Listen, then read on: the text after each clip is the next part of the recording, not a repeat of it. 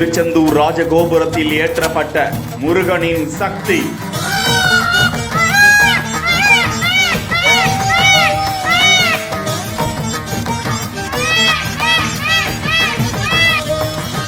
எத்திக்கிலிருந்து பார்த்தாலும் எச்சரிக்கை செய்யும் சக்திவேல்.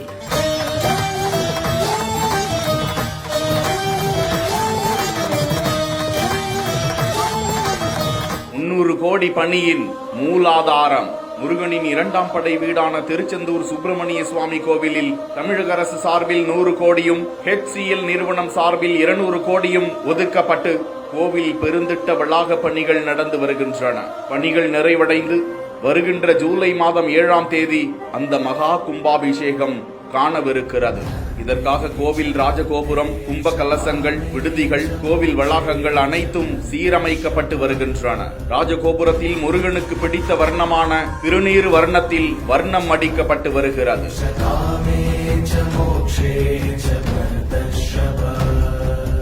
முன்னதாக ராஜகோபுரத்தில் 40 அடி உயரம் கொண்ட வேல் அமைக்கப்பட்டிருந்த நிலையில் அந்த வேல் அகற்றப்பட்டு புதிய வேல் பொருத்தப்படும் என தெரிவிக்கப்பட்டிருந்த நிலையில் புதிதாக வடிவமைக்கப்பட்ட 40 அடி உயரம் கொண்ட பிரம்மாண்ட வேல் பொருத்தும் பணி நடந்து கொண்டிருக்கும் காட்சியை தான் பார்த்து கொண்டிருக்கிறோம். வேலின் மேல் பகுதியில் திருநீர் பூசியது போல் 3 கோடுகள் அமைக்கப்பட்டுள்ளன. அதன் நடுவே திலகமிட்டது போல் பொட்டு வைக்கப்பட்டுள்ளது. இந்த புதிய வேல் சென்னையில் 1 மாத காலமாக உருவாக்கப்பட்டு கோவிலுக்கு கொண்டு வரப்பட்ட நிலையில் செந்தூர் ராஜகோபுரத்தில் இருந்து அந்த வேலை சுமார் 5 கிலோமீட்டர் சுற்றளவில் இருந்து எங்கிருந்து பார்த்தாலும் தெரிகின்றது.